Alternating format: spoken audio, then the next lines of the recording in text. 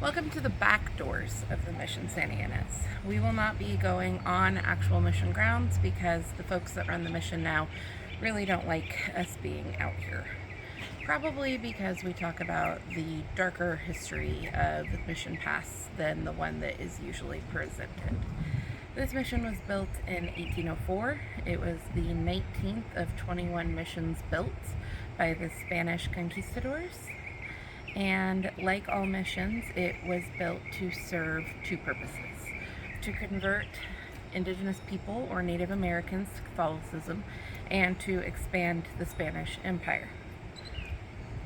Missions were not just churches and centers for religion, they were entire civilizations.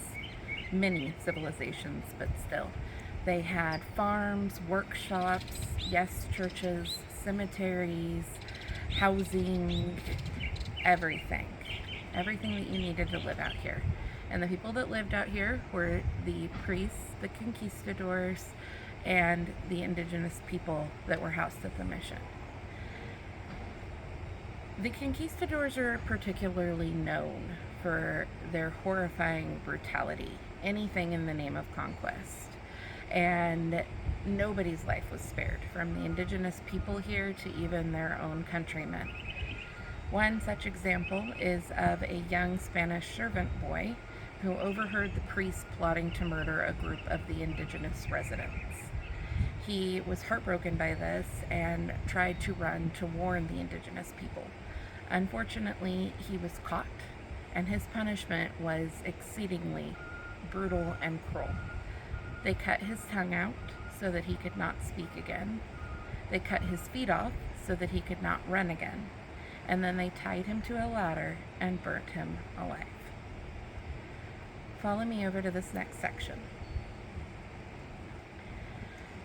So yeah, you can actually tour this missions during the day. It is a public place and you can take an audio tour.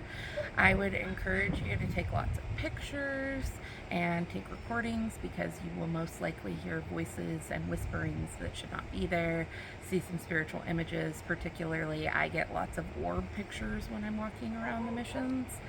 So yeah, I would recommend that if you're interested. Okay.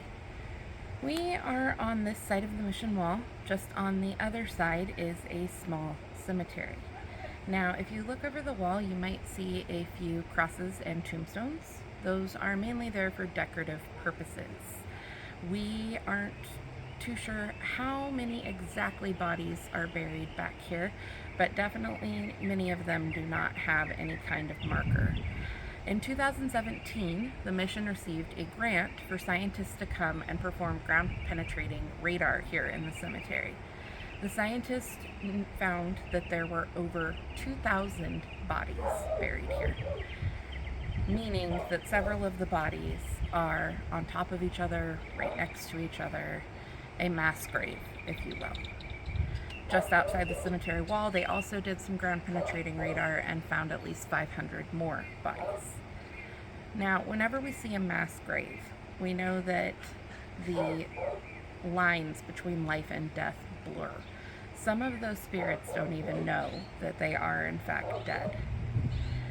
At this point, we like to give a moment of silence for those who tragically lost their lives here in some truly horrendous ways. If you would all bow your heads with me if you're willing.